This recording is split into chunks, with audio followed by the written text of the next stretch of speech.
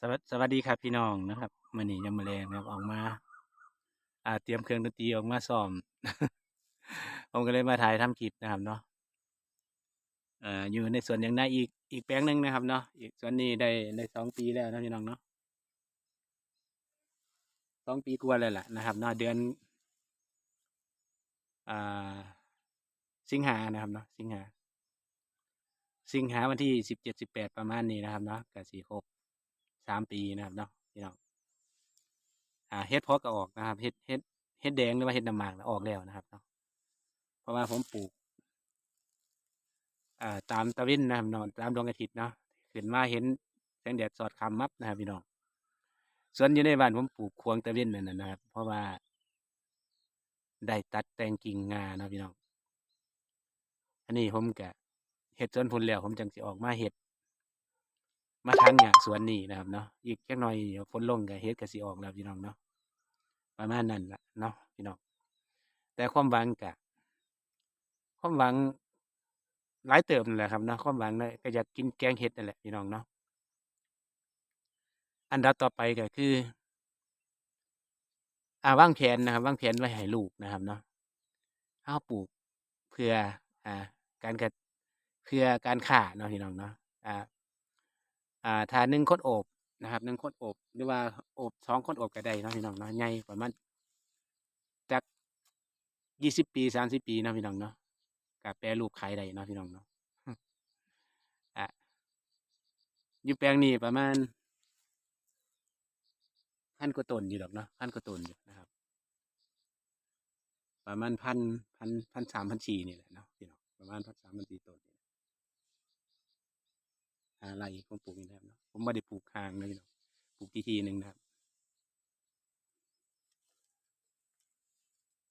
กะยันลูกเขาคิดบ่ได้ยันลูกคิดบ่ได้นะครับก็ได้วางแผนไว้ค่ะเนาะ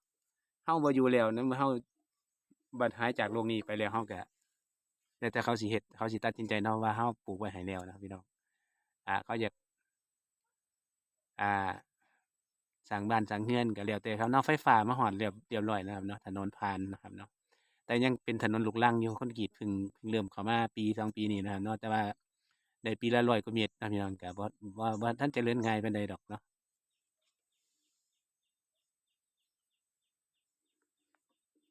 ถ้าเฮ็ดออกนะครับน่าจะสิเป็นสวนเรียนรู้นะครับเนาะเฮ็ดจั่งใดนะครับเฮ็ดจักออกนะครับเนาะต่อไปนี่ถ้าเฮ็ดออกผมก็สิบ่ได้ไปเก็บเฮ็ดเทิงภูเทิงเขาแล้วนะพี่น้องเก็บอยู่สวนของตัวเองนี่แหละปลูกไว้เนาะพี่น้องเนาะ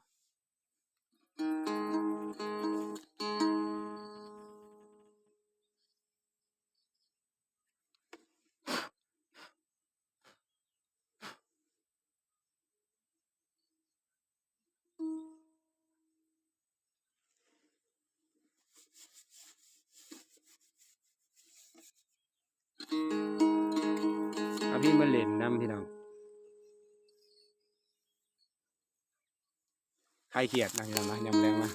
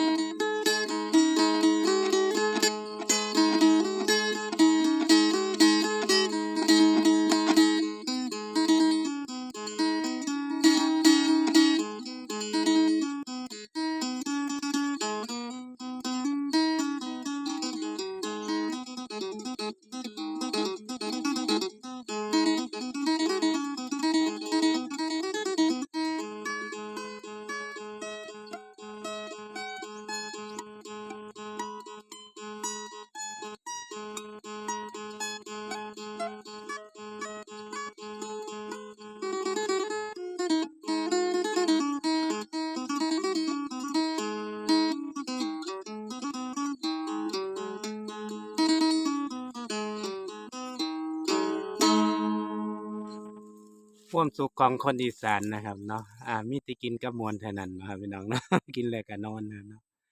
นอนเว้นประมาณนั้นเนาะพี่น้องเนาะความสุขนะครับเนาะบางเวียกบางงานในวัยสวนะพี่น้องเอาลูกเอาหลานไปให้ลูกให้เต้าเขาเฮ็ดให้อยู่ให้กินนะครับเฮาก็ควรสิวางมือเนาะพี่น้องเนาะอ่าผู้ใดยังมีความอยากนี่ว่าความโลภอยู่ก็ทุกข์ต่อไปนะครับเนาะผมนี่เศร้าแล้วพี่น้อง เนาะ อ่าบ่แม่นเซาเด้อครับบ่แม่นเซากินบ่แม่นเซาอยากเด้เซาเฮ็ดเวียกเฮ็ดงานเพราะว่าอายุเราก็หลายเราเฮ็ดมาหลายแล้วเนาะเฮ็ดเพื่อลูกมาหลายแล้วต่อไปเราก็ให้เขาเฮ็ดให้เรากินเนาะพี่น้องเนาะอ่าเราอายุปานนี้แล้วเราก็ควรสิวางมือเนาะลูกเต้าเขาก็สิบ่ถือกันคันแม่นเราไปแย่งเขาเฮ็ดอยู่ก็ได้เนาะ สำหรับ EP นี้ส่ำนี้เนาะพี่น้องเนาะฝากพี่ฝากน้องแหน่เด้อครับเด้อฝากกดไลค์กดแชร์ให้นำแหน่นะครับเนาะเพราะเป็นกำลังใจให้ผู้เฮ็ดคลิปเนาะ สำหรับ EP นี้ส่ำนี้นะครับเนาะหวัดดีนะครับ ขอบคุณครับ